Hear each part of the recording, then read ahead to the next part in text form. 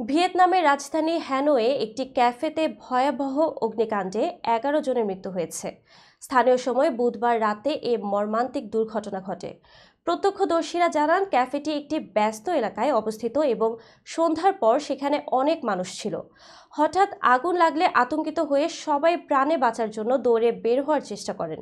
তবে ততক্ষণে আগুন দ্রুত ছড়িয়ে পড়ে এবং ক্যাফের ভেতরে আটকা পড়েন বেশ কয়েকজন। স্থানীয় দমকল বাহিনী দ্রুত ঘটনাস্থলে পৌঁছালেও আগুন নিয়ন্ত্রণে আনতে বেশ কিছু সময় লেগে যায়। দমকল বাহিনী ও উদ্ধারকারীরা জানায়, বেশিরভাগ মৃত্যুর ঘটনা আগুনের তীব্রতা এবং দম বন্ধ হয়ে যাওয়ার কারণে ঘটেছে। ভিয়েতনামের প্রশাসন এই দুর্ঘটনার তদন্ত শুরু করেছে এবং নিহতদের পরিবারকে সহায়তার আশ্বাস দিয়েছে। পুলিশ জানিয়েছে, প্রাথমিকভাবে ধারণা করা হচ্ছে বৈদ্যুতিক শর্ট সার্কিটের কারণে আগুন লেগেছে, তবে বিস্তারিত তদন্ত চলছে।